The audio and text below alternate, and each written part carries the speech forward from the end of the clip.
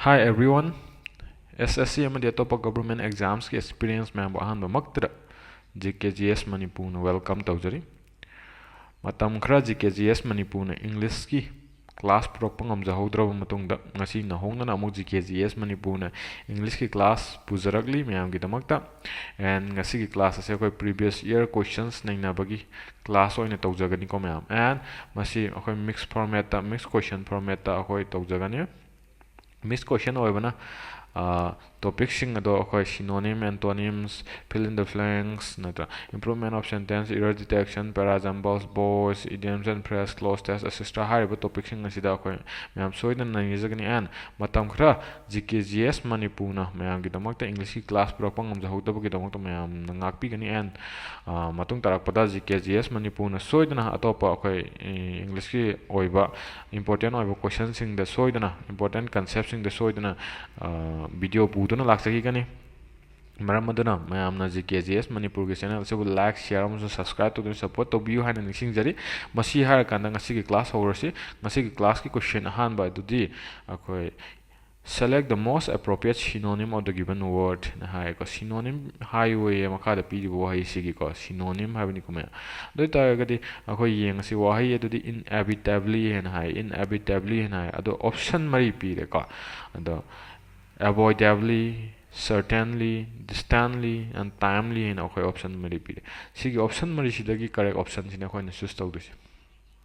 Di tadi mayam khanbi ro ko karamba option or any synonym se okay inevitably have target koi unavoidable oido soidana thoani kaina unavoidable ko soidana thoaduba ko soidana koi thoadu ko du tardi koi option number A avoidably sidi koi kedoba inevitably ki antonym oire antonym and distantly have the koi yam laptak na and timely hadi matam 9 na haibni matam 9 na sang 9 ko timely have the ko so adana option number khatang la maure that is option number B certainly sung soidana and have sigi inevitably ki synonym oiramre ko so the correct option is option number B. With this next question don't continue to see next question the synonym of kari judicious ki synonym hayo and hayko the third option sing naingar beautiful, graceful, thoughtful, plentiful have the third mayam na soidan khangbiramani option sing je ubutagi judicious habdi mayam kari haba koi wise oiba natra judgment phajana piba haiba ko justful oiba ko adai khoi decision lawbada fajana thoughtful oiba kangbu dubu khoina ge ko judicious ko oiba thoughtful oiba adai taragadi beautiful haidi phajaba graceful haidi singlemba and hai plentiful haidi mayam yamba abundant oiba khoina plentiful ko so the option is naina tungda option nama khatang le more that is thoughtful ko thoughtful is the correct option here ko am soidana khangbira magni na thajai. With this next question dong naina next question da khoi one word substitution ki question am laksare reduce or decrease in speed or intensity hai ko speed amasung intensity da handarakpa haibane ko reduce torakpa or decrease torakpa hai to tadi option sing naina rasi option ahan bada khoi expedite ko slacken impel spur haina khoi option mari pi to tadi mayam khanbira khoi yengasi here the correct option is naina jingai da khoi expedite habri ke do kari gumma ma hengalakpa increase to ki bido ko increase to ki ba boost to ki do bo khoi na ke ko expedite ko sign to dana impel habi to kari gumma ma khoi impelling force encourage to budu buni ko and spur has hengalakpa ma khoi se synonym am tane na khoi lobo yai ko so aduna option ahu ama khatang hai hore reduce or decrease in speed or intensity habi se khoi na slacken habi option se correct option hoigani here ka khoi slacken have se khoi hantharakpa karigumam loose oirakpa du khoi slacken ko aduna reduce or decrease in speed and intensity se khoi slacken hagen. So with this next question the continue to next question number 4 da khoi error detection ki question am la ko error detection ki khoi grammatical error leiba jaga da khoi identify to han hai if you have remained calm you could have saved the situation and khoi question je han haireko option mari pire save the situation ki jaga sida la libra you could have ki jaga sida la libra remain calm ki jaga sida la libra or if you have ki jaga sida la libra haireko if you have remain calm ko nang calm on leram taragadi nang situation to save to ba yai hana khoi nina khoi mayam conditional sentence ki matang da khoi naina ba gi ai video ma mawang da ka chak ko khoi conditional third conditional na kari haire a plus had plus b3 oiba matam da ma gi kari na follow torokani haba akhoi would natraga could plus have plus b3 na follow torokani habne hida dui ta ga di yengase could laire and have laire aduga save b3 laire do hida di kai dawra a plus have or sigi jaga se lale b3 remain ko b3 ore adubu sigi have sidi kai dawra akoi lale kari ore ni du ta de head lale adu ta de la o head ore ni ko have ki mote head nam silani adu ta de lale bi jaga se kadai de ore ma that is option number D if you have se akoi na kari na hide ore ma if you had and hide ore ma so ma'am so I understand to biramagane and thajai with this next question the continue towards question number 5 so jo error detection ki question number la the officer who were on inspection in the factory had discovered many discrepancies ko ma'am yeng asi tu ta de la le jaga se da officer who jaga se dara or were on inspection in the factory ki jaga se dara or discover many discrepancies ki jaga se dara haina akoi neina re the officer who were on inspection chat libo officer duna kadai this inspection chat pa factory da natra discover to ba asoiba mayam ma discrepancies mayam ma discover to when hai do target masigi da lai riba khoi subject the officer ko aduga sigi who relative pronoun ko sin relate to isi kana da no officer ma ki president officer sin aduga khoi sigi verb se kaino si plural form of the verb ne where se plural ne and hidati kai dawra khoi pi riba who sin relate to ba khoi subject the officer si de kaino subject hidi khoi singular ne subject hidi singular ne aduna maram mora kan hida sinariba where se la leba ka kari na mohut sin gani khoi was na mohut sin gani ma'am so then understand to bira magani ka was na mohut sin gani adu ta ga de khoi hida la leba jaga se kada do ra ma that is option number B da la la me where on inspection in the factory have se khoi na kari na har kani was on inspection in the factory and high gani ma'am so I didn't understand the Viramonica. With this next question the continue to see though he was brave he could not face the ups and downs of life manly hai mahak si thongna fa taraga su brave oi taraga su natra mahak adu punsi gi ups and downs se ka face to ba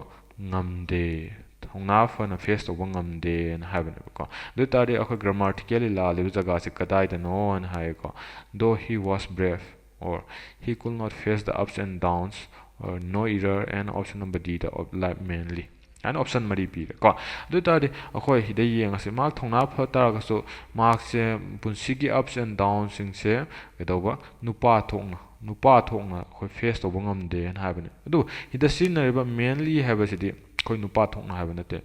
akhoi nupa ga mari lengna ba and have ne mainly haide akhoi associated to or related to men have ne nupa ga mari leina ba ka adu taragati akhoi thongna phana haigi hai taragati hida kari sina kane akhoi gi adverb manfully sina kane manfully na habsa in a manly way hai tare ko in a manful way hai tare thongna phana habdo akhoi ge do manfully habsa thongna phana hab adu tari lala me jaga se kadai do ore that is option number D of life mainly having more to akhoi na kai na hai gani ba of life manfully and hai gani I'm so I don't understand the Viramanika. So with this next question the continue to our next question the opposite ka antonym to thokpagi question number like deceit ka the deceit ki opposite antonym highway sincere oiba planness oiba natural oiba honesty oiba ka ꯑꯩꯈꯣꯏ ꯗꯤꯁꯤꯠ ꯍꯥꯏꯕꯗꯤ ꯀꯩꯅꯣ ꯃꯌꯥꯝ ꯁꯣꯏꯗꯅ ꯈꯪꯕꯤꯔꯝꯃꯒꯅꯤ ꯃꯤꯉꯣꯟꯗ ꯅꯝꯊꯥꯛ ꯇꯧꯕ ꯆꯤꯠ ꯇꯧꯕꯗꯨꯕꯨ ꯑꯩꯈꯣꯏꯅ ꯗꯤꯁꯤꯠ ꯍꯥꯏꯌꯦꯕꯀꯣ ꯑꯗꯨ ꯑꯣꯏꯇꯥꯔꯒꯗꯤ ꯁꯤꯟꯁꯤꯌꯔ ꯑꯣꯏꯕ ꯅꯠꯇ꯭ꯔꯥ ꯏꯆꯝ ꯆꯝꯕ ꯄ꯭ꯂꯦꯟꯂꯦꯁ ꯑꯣꯏꯕ ꯅꯦꯆꯔꯦꯜ ꯑꯣꯏꯕ ꯅꯠꯇ꯭ꯔꯥ ꯑꯗꯨ ꯑꯣꯏꯇꯥꯔꯗꯤ ꯍꯤꯌꯔ ꯗ ꯀꯔꯦꯛ ꯑꯣꯄꯣꯖꯤꯠꯁꯦ ꯀꯩ ꯑꯣꯏꯔꯦ ꯗꯦꯠ ꯏꯁ ꯑꯩꯈꯣꯏ ꯑꯣꯅꯦꯁ ꯑꯣꯏꯕ ꯊꯃꯣꯏ ꯁꯦꯡꯕꯗꯣ ꯅꯠꯇ꯭ꯔꯥ ꯑꯣꯅꯦꯁꯇꯤꯁꯤꯕꯨ ꯑꯩꯈꯣꯏ ꯀꯔꯦꯛ ꯑꯣꯄꯣꯖꯤꯠ ꯑꯣꯐ ꯗꯤꯁꯤꯠ ꯀꯣ ꯊꯃꯣꯏ ꯁꯦꯡꯕ ꯍꯥꯏꯕꯅꯤ ꯑꯣꯅꯦꯁ ꯍꯥꯏꯕꯗꯤꯀꯣ ꯃꯌꯥꯝ ꯁꯣꯏꯗꯅ ꯑꯟꯗꯔꯁꯇꯦꯟ ꯇꯧꯕꯤꯔꯝꯃꯒꯅꯤ ꯋꯤꯠ ꯗꯤꯁ ꯅꯦꯛꯁ ꯀ꯭ꯋꯦꯁꯟꯗ ꯀꯟꯇꯤꯅ꯭ꯌꯨ ꯇꯧꯔꯁꯦ ꯋꯥꯟ ꯋꯥꯔꯗ ꯁꯕꯁꯇꯤꯇ꯭ꯌꯨꯁꯟꯒꯤ ꯀ꯭ꯋꯦꯁꯟ ꯑꯃꯃꯨꯛ ꯂꯥꯛꯑꯦ period of rest or sleep after lunch ꯅꯠꯇ꯭ꯔꯥ ꯑꯩꯈꯣꯏ ꯆꯥꯛ ꯆꯥꯊꯣꯛꯑꯕ ꯃꯇꯨꯡꯗ ꯉꯥꯏꯍꯥꯛꯇꯪ ꯑꯩꯈꯣꯏ ꯄꯣꯊꯥꯕ ꯉꯥꯏꯍꯥꯛꯇꯪ ꯇꯨꯝꯕꯗꯨꯕꯨ ꯑꯩꯈꯣꯏꯅ ꯀꯔꯤ ꯍꯥꯏꯕꯅꯣ ꯍꯥꯏꯅ ꯍꯥꯏꯌꯦꯀꯣ ꯑꯗꯨ ꯑꯣꯏꯇꯥꯔꯒꯗꯤ ꯌꯦꯡꯉꯁꯤ ꯑꯣꯞꯁꯟ ꯅꯝꯕꯔ ꯑꯦꯗ ꯀꯣꯌꯔꯁ ꯁꯦꯁꯇꯥ ꯄꯦꯅꯥꯁꯤꯌꯥ ꯑꯣꯔ ꯏꯝꯄꯨꯗꯦꯟ ꯍꯥꯏꯅ ꯍꯥꯏꯌꯦꯀꯣ ꯌꯦꯡꯉꯁꯤ ꯃꯌꯥꯝ ꯑꯗꯨ ꯑꯣꯏꯇꯥꯔꯗꯤ ꯑꯣꯞꯁꯟꯁꯤꯡꯁꯦ ꯅꯩꯅꯔꯁꯤ ꯀꯣꯌꯔꯁ ꯍꯥꯏꯕꯗꯤ ꯑꯩꯈꯣꯏ ꯌꯥꯝꯅ ꯔꯨꯠ ꯑꯣꯏꯕ ꯌꯥꯝꯅ ꯐꯣꯔꯁꯐꯨꯜ ꯑꯣꯏꯕꯗꯨꯕꯨ ꯑꯩꯈꯣꯏ ꯀꯣꯌꯔꯁ ꯀꯧꯏꯀꯣ ꯑꯦꯟ ꯄꯦꯅꯥꯁꯤꯌꯥ ꯍꯥꯏꯕꯗꯤ ꯑꯩꯈꯣꯏ ꯀꯩꯗꯧꯕ ꯗꯤꯖꯤꯁꯁꯤꯡꯒꯤ ꯁꯣꯂꯨꯁꯟ ꯑꯣꯔ ꯀ꯭ꯌꯣꯔ ꯍꯥꯏꯇꯥꯔꯦꯀꯣ ꯑꯗꯨꯕꯨ ꯑꯩꯈꯣꯏꯅ ꯄꯦꯅꯥꯁꯤꯌꯥ ꯍꯥꯏꯅ ꯍꯥꯏꯔꯒ ꯈꯪꯅꯩꯀꯣ ꯑꯗꯣ ꯑꯩꯈꯣꯏꯅ ꯁꯣꯂꯨꯁꯟꯁ ꯀꯥꯏꯅ ꯍꯥꯏꯔꯁꯨ ꯌꯥꯏ ꯑꯩꯈꯣꯏꯒꯤ ꯁꯤꯅꯣꯅꯤꯝꯁꯇꯀꯣ ꯑꯩꯈꯣꯏꯒꯤ ꯀꯔꯤꯒꯨꯝꯕ ꯄ꯭ꯔꯣꯕ꯭ꯂꯦꯝ ꯑꯃꯒꯤ ꯁꯣꯂꯨꯁꯟ ꯑꯣꯔ ꯀꯔꯤꯒꯨꯝꯕ ꯗꯤꯖꯤꯁ ꯑꯃꯒꯤ ꯁꯣꯂꯨꯁꯟ ꯍꯥꯏꯇꯥꯔꯦ ꯏꯝꯄꯨꯗꯦꯟ ꯍꯥꯏꯕꯗꯤ ꯀꯩꯅꯣ ꯃꯌꯥꯝ ꯗꯤꯁꯔꯦꯁꯄꯦꯛꯐꯨꯜ ꯑꯣꯏꯕ ꯃꯤꯉꯣꯟꯗ ꯊꯑꯣꯏ ꯎꯁꯤꯠꯇꯕ ꯔꯨꯠ ꯑꯣꯏꯕꯗꯨꯕꯨ ꯑꯩꯈꯣꯏꯅ ꯏꯝꯄꯨꯗꯦꯟ ꯍꯥꯏꯔ ꯍꯥꯏꯅꯩꯀꯣ ꯑꯗꯨ ꯑꯣꯏꯇꯥꯔꯗꯤ ꯑꯣꯞꯁꯟ ꯑꯃꯈꯛꯇꯪ ꯂꯦꯝꯍꯧꯔꯤ that is option number B ꯁꯤꯌꯦꯁꯇꯥ ꯍꯥꯏꯕꯁꯦ ꯀꯩꯗꯧꯕ a period of rest or sleep after lunch ꯆꯥꯛ ꯆꯥꯊꯣꯛꯑꯕ ꯃꯇꯨꯡꯗ ꯅꯠꯇ꯭ꯔꯥ ꯂꯟꯁ ꯇꯧꯔꯕ ꯃꯇꯨꯡꯗ ꯑꯩꯈꯣꯏꯅ ꯉꯥꯏꯍꯥꯛꯇꯪ ꯄꯣꯊꯥꯕ ꯉꯥꯏꯍꯥꯛꯇꯪ ꯇꯨꯝꯕꯗꯨꯕꯨ ꯑꯩꯈꯣꯏꯅ ꯀꯩ ꯀꯧꯏ ꯁꯤꯌꯦꯁꯇꯥ ꯀꯧꯏ ꯃꯌꯥꯝ ꯁꯣꯏꯗꯅ ꯑꯟꯗꯔꯁꯇꯦꯟ ꯇꯧꯕꯤꯔꯝꯃꯒꯅꯤꯀꯣ ꯋꯤꯠ ꯗꯤꯁ ꯅꯦꯛꯁ ꯀ꯭ꯋꯦꯁꯟꯗ ꯑꯃꯨꯛ ꯌꯦꯡꯉꯁꯤ ꯀ꯭ꯋꯦꯁꯟ ꯅꯝꯕꯔ 9ꯁꯤꯁꯨ ꯑꯩꯈꯣꯏ ꯋꯥꯟ ꯋꯥꯔꯗ ꯁꯕꯁꯇꯤꯇ꯭ꯌꯨꯁꯟꯒꯤ ꯀ꯭ꯋꯦꯁꯟ ꯑꯃ ꯂꯥꯛꯑꯦ parts of a country behind the coast or a river ꯅꯠꯇ꯭ꯔꯥ ꯇꯣꯔꯕꯥꯟ ꯅꯠꯇ꯭ꯔꯥ ꯑꯩꯈꯣꯏ ꯔꯤꯚꯔ ꯕꯦꯡ ꯑꯃꯒꯤ ꯅꯥꯀꯟꯗ ꯂꯩꯕ ꯀꯟꯇ꯭ꯔꯤ ꯑꯃꯒꯤ ꯁꯔꯨꯛ ꯍꯥꯏꯕꯅꯤ ꯄꯥꯔꯠꯁ ꯍꯥꯏꯕꯅꯤ ꯄꯥꯔꯠꯁ ꯑꯣꯐ ꯗꯤ ꯀꯟꯇ꯭ꯔꯤꯗꯨ ꯀꯔꯤ ꯀꯧꯕꯅꯣ ꯁꯤꯅꯤ ꯁ꯭ꯋꯥꯝꯁ ꯀꯧꯕ꯭ꯔꯥ ꯃꯔꯁꯤ ꯀꯧꯕ꯭ꯔꯥ ꯃꯔꯁꯦꯁ ꯀꯧꯕ꯭ꯔꯥ ꯍꯤꯟꯇꯔꯂꯦꯟ ꯀꯧꯕ꯭ꯔꯥ ꯏꯁꯊꯃꯣꯁꯦꯁ ꯀꯧꯕ꯭ꯔꯥ ꯍꯥꯏꯅ ꯍꯥꯏꯌꯦꯀꯣ ꯏꯁꯊꯃꯣꯁꯦꯁ ꯀꯧꯕ꯭ꯔꯥ ꯍꯥꯏꯅ ꯑꯣꯞꯁꯟ ꯃꯔꯤꯁꯤꯗꯒꯤ ꯑꯩꯈꯣꯏ ꯌꯦꯡꯉꯁꯤ ꯑꯗꯨ ꯑꯣꯏꯇꯥꯔꯒꯗꯤ ꯀꯣ ꯃꯌꯥꯝ ꯁꯣꯏꯗꯅ ꯈꯪꯕꯤꯔꯝꯃꯒꯅꯤ ꯗꯦꯠ ꯏꯁ ꯀꯔꯝꯕ ꯑꯣꯞꯁꯟꯅꯣ ꯑꯩꯈꯣꯏ ꯑꯣꯞꯁꯟꯗꯣ ꯍꯥꯏꯗ꯭ꯔꯤꯉꯩꯗ ꯁ꯭ꯋꯥꯝꯁ ꯑꯦꯟ ꯃꯔꯁꯤ ꯃꯈꯣꯏꯁꯤꯗꯤ ꯁꯤꯅꯣꯅꯤꯝꯅꯤ ꯍꯥꯏꯇꯥꯔꯦ ꯑꯩꯈꯣꯏꯒꯤ ꯋꯦꯠ ꯑꯣꯏꯕ ꯆꯣꯠ ꯆꯣꯠ ꯂꯥꯎꯕ ꯂꯦꯟꯗꯨꯕꯨ ꯑꯩꯈꯣꯏꯅ ꯁ꯭ꯋꯥꯝꯁ ꯑꯣꯔ ꯃꯔꯁꯤ ꯀꯧꯏꯕꯀꯣ ꯑꯦꯟ ꯏꯁꯊꯃꯁ ꯍꯥꯏꯕꯗꯤ ꯀꯩꯗꯧꯕ ꯑꯩꯈꯣꯏ ꯅꯦꯔꯣ ꯑꯣꯏꯕ ꯀꯣ ꯁ꯭ꯇ꯭ꯔꯤꯞ ꯑꯣꯐ ꯂꯦꯟꯗꯨꯕꯨ ꯑꯩꯈꯣꯏꯅ ꯏꯁꯊꯃꯁ ꯀꯧꯏꯕ ꯑꯦ ꯅꯦꯔꯣ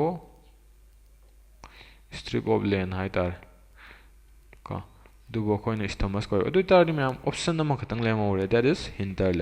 ꯍꯤꯟꯇꯔꯂꯦꯟꯁꯦ ꯑꯩꯈꯣꯏ ꯁꯤꯒꯤ ꯀꯔꯦꯛ ꯑꯣꯞꯁꯟ ꯍꯤꯟꯇꯔꯂꯦꯟ ꯍꯥꯏꯕꯁꯦ ꯀꯩꯗꯧꯕ ꯑꯩꯈꯣꯏ ꯔꯤꯚꯔ ꯕꯦꯡ ꯑꯃꯁꯨꯡ ꯑꯩꯈꯣꯏꯒꯤ ꯇꯣꯔꯕꯥꯟꯒꯤ ꯀꯣꯁꯀꯤ ꯀꯩꯗꯧꯕ ꯅꯥꯀꯟꯗ ꯂꯩꯕ ꯀꯟꯇ꯭ꯔꯤꯒꯤ ꯁꯔꯨꯛ ꯖꯒꯥꯗꯨꯕꯨ ꯑꯩꯈꯣꯏꯅ ꯀꯩ ꯀꯧꯏ ꯍꯤꯟꯇꯔꯂꯦꯟ ꯀꯧꯏꯕꯀꯣ ꯃꯌꯥꯝ ꯁꯣꯏꯗꯅ ꯑꯟꯗꯔꯁꯇꯦꯟ ꯇꯧꯕꯤꯔꯝꯃꯒꯅꯦꯅ ꯊꯥꯖꯩ ꯋꯤꯠ ꯗꯤꯁ ꯀ꯭ꯋꯦꯁꯟ ꯅꯝꯕꯔ 10ꯗ ꯀꯣ ꯀꯟꯇꯤꯅ꯭ꯌꯨ ꯇꯧꯔꯁꯤ ꯀ꯭ꯋꯦꯁꯟ ꯅꯝꯕꯔ 10ꯗ ꯑꯩꯈꯣꯏ ꯐꯤꯜ ꯏꯟ ꯗ ꯕ꯭ꯂꯦꯡꯀꯤ ꯀꯣ ꯑꯩꯈꯣꯏ ꯀ꯭ꯋꯦꯁꯟ ꯑꯃ ꯌꯦꯡꯉꯁꯤ everyone should just the rules ꯑꯅ ꯍꯥꯏꯌꯦꯀꯣ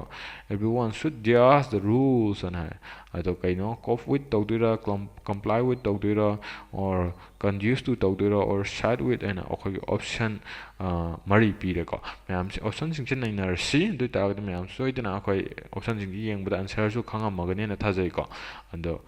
ꯊꯠ ꯂꯥꯎꯅ ꯋꯤꯗꯥꯎꯠ ꯋꯦꯁꯇꯤꯡ ꯇꯥꯏꯝ ꯑꯗꯨꯝ ꯑꯩ ꯑꯣꯞꯁꯟꯁꯤꯡꯁꯤ ꯅꯩꯅꯖꯔꯛꯑꯒꯦ ꯀꯣꯞ ꯋꯤꯠ ꯍꯥꯏꯕꯗꯤ ꯀꯩꯗꯧꯕ ꯑꯩꯈꯣꯏ ꯁꯤꯆꯨꯋꯦꯁꯟ ꯑꯃ ꯍꯦꯟꯗꯜ ꯇꯧꯕ ꯅꯠꯇ꯭ꯔꯒ ꯇꯦꯀꯜ ꯇꯧꯕꯗꯨꯕꯨ ꯑꯩꯈꯣꯏꯅ ꯀꯩ ꯀꯧꯏ ꯀꯣꯞ ꯋꯤꯠ ꯍꯥꯏꯔꯒ ꯈꯪꯅꯩꯕ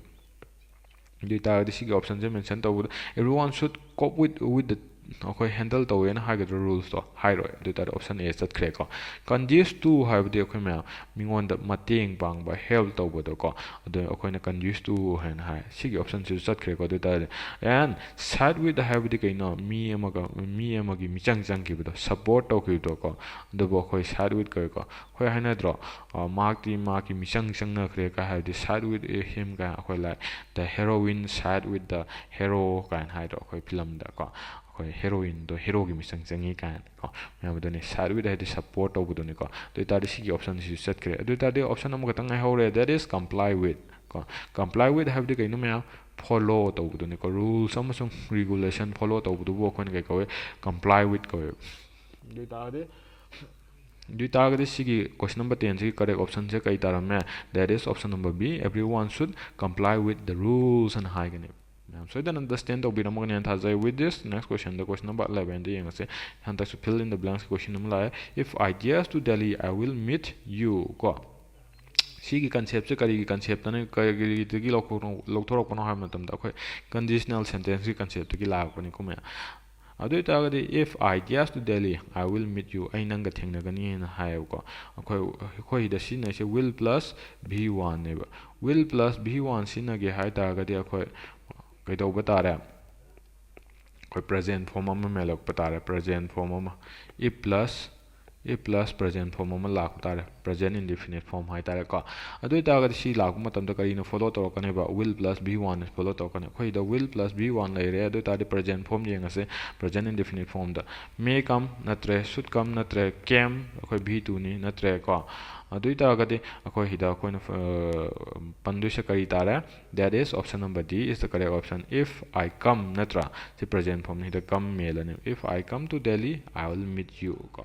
so you can understand to biramagane na thajai ko with this next question damu yang se idioms and phrase question lai unless you make amends for the loss nobody is prepared to excuse you ko adu akhoi ni hida underline tariba make amends for se sigi kaidawa meaning sini ko khoi na haidu sigi idiom sigi meaning sini khoi na haidu se confess tawba haibra compensate tawba haibra improve tawba haibra pay debt haibra make amends for haibdi kana gomba amgi khoi sendon ga ton ba singat kibdu wo khoi na kai ko max amend for ko aduna here the correct option is khoi pay debt ko pay debt se khoi correct option ogini option number D se with this next question the continue to see ko next question the select the most se jo khoi idioms ki question am la ko ma khoi to miss one's Waterloo and hai ko the option jingi yang ase to make a foolish choice to experience defeat to meet a friend to win a match ko to miss one's Waterloo have the kaino khoi ha petang ning sing si history gi matang am sing sing ji ko mayam saida khoi gi Napoleon ko Louis Napoleon mayam tabira mo ni ma se 1815 the battle of Waterloo the mighty banangi Louis Napoleon se defeated he was defeated natra defeated aduna masi se ma mighty banangi battle of Waterloo da sigi concept sidagi akoin ningsing akanda kana gomba ma mighty banang ba se akoin kai haina hai to miss one's Waterloo haina hai adu tadi here the correct option is that is option number B to experience defeat to akoin kai kore to miss one's Waterloo haina hai ma'am so you understand to biramani ka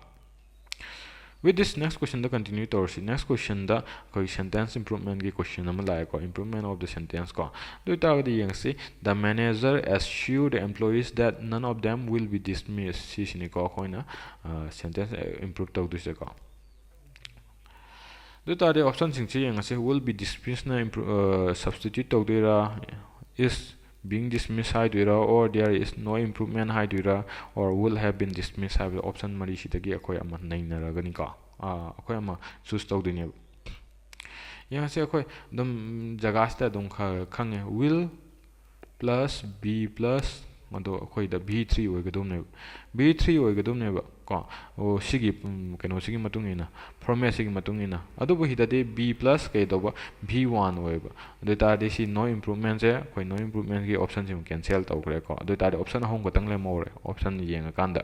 ko aduga hinda mu yeng se the manager assure and high assure have the kaino si v2 ne la se bha ke second form of the bha ne ko ni da si nei se ko manager aduna past form da le ko matam da ko hida will si na future form si na ro ko ta de model bab si na tu do kaino will si mo ta ko na will si na ka ne adu ta de hida yeng ase will si is being dismissed si so si option si so ko cancel taw kre ko option ani cancel taw kre option amo ka tang hore will plus b da le da aduga will your option A dam laide and option number D dam laide will your option je duita ga di yenga se will ida ko insina du se plus b3 sina ga dum ne duita ri hida di will have been dismissed have se akoi oira roi that is akoi gi correct option je kam bo oira ne that is option number A will be dismissed oira ne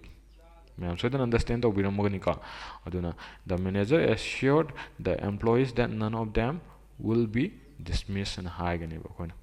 so with this question number 14 lower matung the question number 15 da mu yang se I took my mother with some grapes when she was in hospital ka ko sentence structure se dum yeng da la le na khangi ko mai gi ma do hospital da lai ngai da lai di ngai da na hai bane ꯂꯩꯔꯤꯉꯩꯗ ꯑꯩꯈꯣꯏ past hospitalꯗ ꯍꯥꯟꯅ ꯂꯩꯔꯕꯅꯦꯕ ꯁꯤꯒꯤ formation ꯍꯥꯏꯁꯦ when she was in the hospital hospitalꯗ ꯂꯩꯔꯕꯅꯦꯕ ꯑꯗꯣ ꯁꯤꯗꯅ ꯑꯃꯨꯛ ꯍꯥꯏꯁꯤꯅ ꯀꯩ ꯇꯧꯕ ꯑꯩꯅ ꯑꯩꯒꯤ ꯏꯃꯥꯗꯣ ꯀꯩꯗꯧꯕ ꯀꯩꯅꯣꯒ ꯂꯣꯏꯅꯅ ꯑꯪꯒꯨꯔ ꯈꯔꯒ ꯂꯣꯏꯅꯅ ꯍꯣꯁꯄꯤꯇꯥꯜꯗ ꯄꯨꯔ ꯆꯠꯂꯦꯅ ꯍꯥꯏꯕꯅꯦꯕ ꯁꯤꯅ ꯍꯥꯏꯁꯦ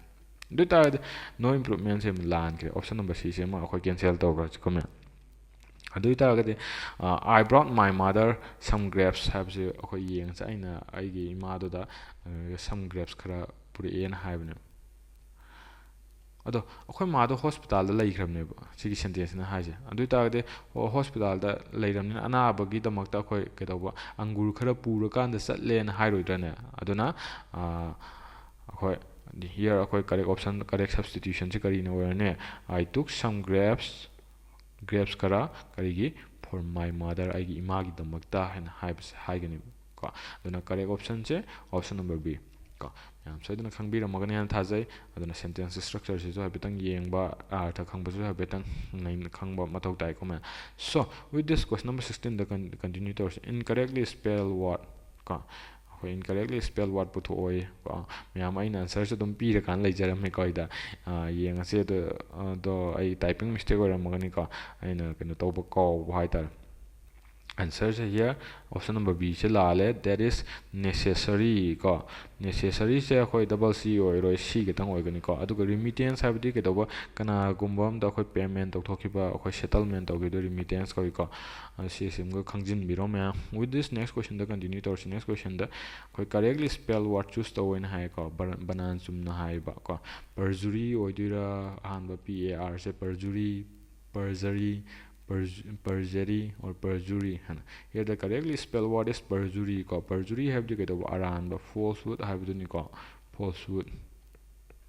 ꯑꯗꯨꯒ ꯑꯩꯈꯣꯏꯅ perjury ꯀꯧꯏꯀꯣ ꯑꯗꯨꯒꯤ ꯁꯤꯗ correctly spell ꯕꯅꯥꯟ ꯆꯨꯝꯅ ꯍꯥꯏꯔꯤꯕꯁꯦ ꯀꯔꯝꯕ ꯑꯣꯞꯁꯟꯗꯅꯣ that is option number D perjury ꯁꯤꯅꯤꯀꯣ BERJURY with this next questionꯗ continue ꯇꯧꯔꯁꯤ next questionꯗ parajumbleski question ꯑꯃ ꯂꯥꯛꯑꯦ ꯌꯦꯡꯉꯁꯤ parajumbleski question ꯌꯦꯡꯕꯁꯦ ꯃꯌꯥꯝ ꯑꯩꯈꯣꯏꯅ ꯌꯥꯝ ꯂꯨꯅ ꯃꯌꯥꯝꯅ ꯈꯟꯖꯤꯜꯂꯨꯅꯨꯀꯣ ꯑꯩꯈꯣꯏ ꯁꯤꯒꯤ ꯀꯩꯅꯣꯁꯦ ꯁꯦꯟꯇꯦꯟꯁꯁꯦ ꯁꯨꯡꯄꯥ ꯄꯥꯗ꯭ꯔꯤꯉꯩꯗ ꯑꯩꯈꯣꯏ ꯑꯣꯞꯁꯟꯗ ꯍꯥꯟꯅ ꯆꯠꯀꯅꯤꯀꯣ ꯑꯣꯞꯁꯟꯒꯤ ꯑꯍꯥꯟꯕ Cꯅ ꯍꯧꯕ꯭ꯔꯥ Aꯅ ꯍꯧꯕ꯭ꯔꯥ Bꯅ ꯍꯧꯕ꯭ꯔꯥ ꯀꯩꯅꯣꯅ Dꯅ ꯍꯧꯕ꯭ꯔꯥ ꯍꯥꯏꯅ ꯌꯦꯡꯒꯅꯤ ꯁꯤꯗ ꯑꯣꯞꯁꯟꯗ Cꯅ ꯍꯧꯕ ꯑꯃ Aꯅ ꯍꯧꯕ ꯑꯃ Cꯅ ꯍꯧꯕ ꯑꯃ Bꯅ ꯍꯧꯕ ꯑꯃ ꯂꯩꯔꯦꯀꯣ ꯑꯗꯨ ꯑꯣꯏꯇꯥꯔꯗꯤ ꯌꯦꯡꯉꯁꯤ ꯑꯩꯈꯣꯏ Aꯅ ꯍꯧꯕꯁꯤꯗꯒꯤ ꯑꯗꯨꯝ ꯄꯥꯏꯈꯠꯂꯁꯤ ꯀꯣ I have already spent it the tip reply ꯀꯣ ꯇꯤꯞꯇꯨꯅ ꯔꯤꯄ꯭ꯂꯥꯏ ꯇꯧꯔꯛꯑꯦ ꯀꯔꯤ ꯔꯤꯄ꯭ꯂꯥꯏ ꯇꯧꯔꯤꯅꯣ ꯑꯩ ꯍꯥꯟꯅ ꯂꯣꯏꯅ ꯁ꯭ꯄꯦꯟ ꯇꯧꯊꯣꯛꯈ꯭ꯔꯦ ꯀꯅꯥꯗꯅꯣ ꯃꯥꯅ ꯔꯤꯄ꯭ꯂꯥꯏ ꯇꯧꯔꯤꯗꯣ ꯀꯅꯥꯗꯅꯣ ꯍꯥꯏꯕ ꯀꯣꯏꯁꯟ ꯑꯃ ꯂꯥꯛꯑꯦꯕꯀꯣ ꯑꯗꯨ ꯑꯣꯏꯇꯥꯔꯗꯤ ꯃꯌꯥꯝ ꯀꯅꯥꯗꯅꯣ ꯍꯥꯏꯕ ꯃꯥꯅ ꯔꯤꯄ꯭ꯂꯥꯏ ꯇꯧꯔꯤ ꯀꯅꯥꯒꯨꯝꯕ ꯑꯃꯅ ꯃꯉꯣꯟꯗ ꯀꯣꯏꯁꯟ ꯍꯪꯉꯝꯃꯣꯏꯗ꯭ꯔꯅꯦ ꯑꯗꯨ ꯑꯣꯏꯇꯥꯔꯗꯤ ꯑꯗꯨꯅ ꯑꯣꯞꯁꯟ ꯑꯦꯁꯤꯅ ꯑꯍꯧꯕꯗꯣ ꯑꯩꯈꯣꯏ ꯍꯥꯟꯅ ꯊꯤꯗꯣꯏꯅꯤ ꯑꯣꯞꯁꯟ ꯑꯦꯁꯤꯅ ꯍꯧꯕ ꯌꯥꯔꯔꯣꯏ ꯀꯣ ꯑꯗꯨ ꯑꯣꯏꯇꯥꯔꯗꯤ ꯁꯤꯒꯤ ꯑꯣꯞꯁꯟ ꯅꯝꯕꯔ ꯕꯤꯁꯦ ꯑꯩꯈꯣꯏ ꯀꯦꯟꯁꯦꯜ ꯇꯧꯈ꯭ꯔꯁꯦ ꯑꯗꯣ ꯕꯤꯅ ꯍꯧꯍꯜꯂꯁꯤ ꯋꯥꯠ ꯀꯣ ꯕꯤꯅ ꯋꯥꯠ ꯀꯣ ꯑꯦꯛꯁꯀ꯭ꯂꯦꯃꯦꯁꯟ ꯃꯥꯔꯛ ꯑꯃꯒ ꯂꯣꯏꯅꯅ I will take you the police right now ꯀꯣ ꯑꯩ ꯅꯉꯣꯟꯗ ꯅꯪꯕꯨ ꯄꯨꯂꯤꯁꯇ ꯄꯨꯔ ꯆꯠꯂꯒꯅꯤ ꯀꯅꯥꯅ ꯔꯤꯄ꯭ꯂꯥꯏ ꯇꯧꯔꯛꯑꯒ ꯁꯥꯎꯔꯞꯅ ꯍꯔꯤꯌꯝ ꯊꯟꯗꯔꯠ ꯀꯣ ꯍꯔꯤꯌꯝ ꯍꯥꯏꯕ ꯅꯨꯄꯥꯁꯤꯅ ꯀꯩꯗꯧꯕ ꯁꯥꯎꯅ ꯂꯥꯎꯔꯀꯥꯟꯗ ꯍꯥꯏꯔꯛꯑꯦ ꯍꯥꯏꯕꯅꯦꯕꯀꯣ ꯀꯔꯤ ꯅꯪ ꯑꯩꯅ ꯅꯪ ꯄꯨꯂꯤꯁ ꯁ꯭ꯇꯦꯁꯟꯗ ꯄꯨꯂꯤꯁꯇ ꯁꯣꯏꯗꯅ ꯄꯨꯔꯒꯅꯤ ꯍꯧꯖꯤꯛ ꯍꯥꯏꯅ ꯍꯥꯏ ꯀꯔꯤꯒꯤꯅꯣ ꯃꯥꯅ ꯁꯥꯎꯅ ꯂꯥꯎꯔ ꯍꯥꯏꯔꯛꯏꯁꯦ ꯀꯣ ꯑꯗꯨ ꯇꯥꯔꯗꯤ ꯀꯩꯗꯧꯕ ꯉꯁꯥꯏꯒꯤ ꯊꯤꯞ ꯍꯥꯏꯅ ꯍꯥꯏꯕꯅꯦ ꯊꯤꯞꯇꯨꯅ ꯀꯔꯤꯒꯨꯝꯕ ꯑꯃ ꯁꯣꯏꯅ ꯇꯧꯔꯝꯃꯣꯏꯗ꯭ꯔꯥ ꯀꯣ ꯍꯔꯤꯌꯝꯅ ꯁꯥꯎꯔꯛꯏꯗꯨꯒꯤ ꯃꯔꯝ ꯑꯩꯈꯣꯏ ꯈꯪꯗ꯭ꯔꯤꯕ ꯑꯗꯨꯅ ꯑꯣꯞꯁꯟ ꯕꯤꯅꯁꯨ ꯍꯧꯕ ꯌꯥꯗ꯭ꯔꯦꯕ ꯀꯣ ꯕꯤꯁꯤꯁꯨ ꯀꯦꯟꯁꯦꯜ ꯇꯧꯈ꯭ꯔꯅꯦꯕ ꯑꯗꯨꯅ Cꯅ ꯁꯣꯏꯅ ꯍꯧꯔꯅꯤ ꯈꯪꯉꯤ give me back my money Hariam said to the thief ꯀꯣ ꯑꯗꯨ ꯑꯣꯏꯇꯥꯔꯗꯤ Cꯅ ꯍꯧꯔꯦ ꯀꯣ ꯑꯣꯞꯁꯟ ꯑꯅꯤꯁꯤꯗꯒꯤ ꯑꯆꯨꯝꯕ ꯑꯃ ꯂꯩꯔꯅꯤꯀꯣ Cꯅ ꯍꯧꯔ ꯃꯇꯨꯡꯗ ꯅꯦꯛꯁ ꯑꯣꯞꯁꯟꯗ ꯂꯥꯛꯏꯁꯦ ꯀꯩꯅꯣ B ꯅꯠꯇ꯭ꯔꯒ A ꯀꯣ B ꯅꯠꯇ꯭ꯔꯒ Aꯅ ꯑꯃꯨꯛ ꯑꯩꯈꯣই ꯊꯪꯅꯔꯛꯑꯅꯤꯕ ꯍꯔꯤꯌꯝꯅ ꯍꯥꯏꯗꯣ ꯀꯅꯥꯗꯅꯣ ꯊꯤꯞꯇꯅꯦꯕ give me back my money ꯅꯠꯇ꯭ꯔꯣ ꯑꯩꯒꯤ ꯃꯅꯤꯗꯣ ꯄꯤꯔꯛꯑꯣ ꯍꯥꯏꯅ ꯍꯥꯏꯌꯦꯀꯣ ꯑꯗꯨ ꯑꯣꯏꯇꯥꯔꯗꯤ option ꯕꯤꯁꯦ what I will take to the police right now Hariam Thunder ꯁꯤꯅ ꯑꯩꯈꯣꯏ ꯐꯣꯂꯣ ꯇꯧꯔꯛꯄ Bꯅ ꯐꯣꯂꯣ ꯇꯧꯔꯛꯄ ꯌꯥꯔꯔꯣꯏ ꯑꯗꯨ ꯑꯣꯏꯇꯥꯔꯗꯤ ꯊꯤꯞꯇꯨꯅ ꯑꯃꯨꯛ ꯔꯤꯄ꯭ꯂꯥꯏ ꯇꯧꯔꯛꯑꯣꯏꯗ꯭ꯔꯅꯦ ꯊꯤꯞꯇꯨꯅ ꯄꯥꯎꯈꯨꯝ ꯄꯤꯔꯛꯑꯣꯏꯗ꯭ꯔꯅ ꯍꯪꯉꯤꯕ ꯀꯣꯏꯁꯟꯁꯤꯒꯤ ꯃꯇꯨꯡ ꯏꯟꯅ ꯑꯗꯨ ꯑꯣꯏꯇꯥꯔꯒꯗꯤ C ꯑꯦꯁꯤꯅ ꯐꯣꯂꯣ ꯇꯧꯔꯛꯑꯅꯤ here the correct option is ꯃꯈꯥ ꯄꯥꯗ꯭ꯔꯁꯨ ꯑꯩꯈꯣꯏ ꯑꯣꯞꯁꯟ Cꯁꯦ ꯀꯔꯦꯛꯅꯦꯁꯦ ꯈꯜꯂꯦꯕꯀꯣ ꯌꯦꯡꯉꯁꯤ ꯑꯗꯨ ꯇꯥꯔꯗꯤ give me back my money Hariamꯅ ꯊꯤꯞꯇꯨꯗ ꯑꯩꯈꯣꯏ ꯑꯩ ꯄꯩꯁꯥꯗꯣ ꯄꯤꯔꯛꯑꯣꯅ ꯍꯥꯏꯔꯦ ꯑꯗꯣ ꯊꯤꯞꯇꯨꯅ ꯔꯤꯄ꯭ꯂꯥꯏ ꯇꯧꯔꯛꯑꯦ ꯉꯁꯥꯏ ꯁꯤꯒꯤ ꯀꯣꯏꯁꯟꯁꯤꯒꯤ ꯃꯇꯨꯡ ꯏꯟꯅꯀꯣ I have already spent it ꯑꯩꯅ ꯅꯪꯒꯤ ꯄꯩꯁꯥꯗꯣ ꯍꯥꯟꯅ ꯂꯣꯏꯅ ꯁ꯭ꯄꯦꯟ ꯇꯧꯊꯣꯛꯈ꯭ꯔꯦ ꯁꯤꯅ ꯊꯣꯛꯈ꯭ꯔꯦ ꯍꯥꯏꯅ ꯍꯥꯏ ꯑꯗꯨ ꯑꯣꯏꯇꯥꯔꯗꯤ ꯁꯤꯒꯤ ꯃꯇꯨꯡꯗ A ꯂꯥꯛꯑꯅꯤ ꯁꯤꯒꯤ ꯃꯇꯨꯡꯗ A the correct option is option number C ꯑꯩꯈꯣꯏ ꯃꯈꯥ ꯄꯥꯕꯒꯤ ꯃꯊꯧ ꯇꯥꯗ꯭ꯔꯦ ꯀꯣ So with this sign tawdana akhoi para examples question number 18 loisin and question number 19 change the voice ko voice change tawen hai ko yenga se akhoi change to this active to libra or passive to libra to ko the fielder at the sleep position took a brilliant guess ko the fielder ko at the sleep position took a brilliant guess ko akhoi sida akhoi active passive naina ko matam da akhoi tense amasung verb sia maru ko sigi tuk se sigi doer tawriba tuk sigi doer se kanano doer se akhoi fielder sine ya ko doer le me doer no mang tharam me ko dugo tuk se kai no v2 ne v2 oi ta de ma se akhoi pass aduga high ba tense kai no past indefinite tense le ma'am सोइदन खंगबिरमगे सिगी sentence सिगी tense past indefinite ने past indefinite अदुगा कइदोबा doer सिना ममांग लैरे तुक सिगी थबक तौरिब से कनानो fielder सिना fielder doer हाबदि subject नि अदुगा कइदोबा खoi none doer न कइनो ए brilliant case नि हाबदि ऑब्जेक्ट से को खoi ब्रिलियंट केस नि ए ब्रिलियंट केस अदुना कइदोबा मसी पास इंडेफिनिट एक्टिव फॉर्म द लैरे अदु तारे खoi करी द चेंज तौ तारे खoi passive form the change tawba tamni passive form the change tawge hai ta ga sigi tuk se past indefinite che akhoi lakpa matam da akhoi was plus akhoi v3 format se follow tor kani bako adu ta de objection mamang la ani objection mamang la ke ha ta de akhoi was plus v3 yawa akhoi option de naina ni was plus was yaure hida head oirame was yaudre adu ta de option b cancel taw kani hida was yaure zoom adu ga hida a brilliant guess has been si present la ya si cancel taw kre option ka adu ta ga de was v3 oigdom ni tuk ki v3 di taken ni akhoi taken ni adu hida being taken hai being je kai gini hanjela si ju cancel taw kre option angutang haure there is option number A is the correct option was taken v3 ko sign to the option follow toraganda correct option se option number A werame aduga a brilliant case ngasagi nandoer objection ko ida mamang thare passive to alampo matam da ko by ne plus tore aduga kedore the fielder at the sleep position sina tung da ngasagi doer sina matung da la ko passive to alampo matam da so sign to dana khalle ko the correct option is option number A werame with this ko next ko gi narration की direct and indirect speech तो मुझे यहाँ से सिर्फ high speech से direct speech तो ले को my mother said God is everywhere को God is everywhere है सिर्फ indirect speech तो चेंज तो होना है को दो तारीख कोई सीधा God is everywhere है बच्चा कोई निकालने सीधी universal truth ne God is everywhere se ko universal truth ne na ko consider to universal truth to ma gi lai format to ko na change to ko aduna my mother said have sigi kano live se connective am khatang happen ko that God has been everywhere she change to ko God was everywhere she change to ko option cancel to ni option cancel to ni God is everywhere so me God is everywhere so me do ko na ida oidru se kari no du ta ga de connective am khatang hap kani ham na tro my mother said that ko that's in connective or kan the said higher ni my mother said that God is everywhere san to duna option number C is the correct option ko said that higher kan the that in connective or kan the God is everywhere ko tol cha khoi the sinner or so ko close test ki question nam yang se close test ki question sin na ko matam da ma ko ni kamai to kan da close test se ko na tawgani haiba matam da ko close test ki question che koi kamai tawdana tawgani have che koi ahan bada koi gi whole of the kano se pera se koi hana chawrang pa thokani du ma ki arthra se khangdok no na gani Arjun is a salesman so koi adu tar me am ai ka paminner si ko paminner si me am ga loina na koi experiencing paminner Arjun is a salesman Arjun je salesman amani artha ja hana pet khangdok tuni ko aduga sigi jaga se si feel tawdon ne se khama ningna duni ko adu he goes from door to door mahang na mi gi thongjilam da chale kaidong gi dong chali no just become cleaner se kaidong gi dong chali no ko se khoi da concept bom lere on his first day of work ma ki han bu numit of work ta kaidor he decided to sell his goods by knocking on the doors of a private housing estate ko private housing estate amagi thongjil da chala kanda thongjil duna nok toro kanda mahang ki good to yonnaba ko mahaki pot to yonnaba to we and decide to we and have ko my first years ko magi han but years he thought as he pressed the doorbell of the house ai han ba mahaki kai mark salesman ne kai wara ni ko adune customer orak tira du orak tira khoi khanjin bhore ko mahakna khalle kai dore mahakna ihana na maki ke doba doorbell haiba ngasagi private housing estate to gi doorbell do daglong na namma kan da khalle my first dias and ko a middle aged woman with curlers in her hairs opened the door middle aged woman samana ke doba haiba thong do hang dore Anus began to explain who he was Anus na mahak se kanano ha do explain tawre and mahak se kanano ha na ngasagi middle aged woman do da explain tawre and the dias he was selling duga da dias ko he was selling mahakna yoli do karino na akhoi haire ko karino du ne khoi ni option number 3 is the main du se ko aduga the next minute the door was dias aduga hek matung tar pom mathang da door do dias ko not interested John had her shot dias the door ai pam de ai interested oi de ko John na ke do ba khoi gi ke do ba haiba all women do na shot ro kan da door do close to khre na hai ditari yeng se akhoi gi ahan ba option se karina fill blank se karina fill tau dino yeng se anus salesmen ne na hare adu ko mark door to door chat le na hare kai dong na chali na vacuum cleaners khoi vacuum cleaner laina chat prane mark salesman ora kan natte purchasing hai laina bham natro adu tari natre buying si so amatani le natre gifting mi da ma vacuum cleaner do gift oina pi na chat pro natte adu tari here the correct option is option number D sell yo na chat natro vacuum cleaner ko adu ne salesman ora ni na ma vacuum cleaner do yo na chat pane. So with this next question the option number 2 blank number 2 se fill tawse ko and on his first day of work he decided to sell his good by knocking on the door of a private housing estate. My first years he thought as he pressed the doorbell of the house and my first years ni ko khoni da men du se mahna khalle mahna ato haiba house to gi doorbell do ring to bu matam da han haibani ko press to bu matam da du tar my first consumer oidira ko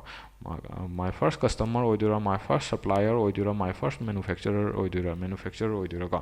manufacturer oidira roi ma ki pot sembra ne oiroi mahang na yon basali na tro yum de yon basali ne aduga yum du gi doorbell do mahang na number matam do mahang na khali na tro my first consumer oidira consumer hai de pot to consume to mi do na tro adu natte mahang na yoli ni na laidru mi do na tro do ta de my first customer oidine here the correct option is customer ko suppliers oidira pot to mahang the supply to ko na te masagi mi do na ko adu ta de option number B is the correct option and with this next question don't continue to see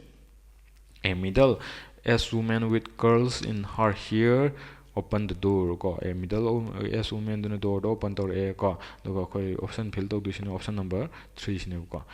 Anus began to explain who he was Anus na mahak se kanano na explain tore and the yes he was selling mahak na yoli bo poto karino do ni ko ni da men do option number 3 da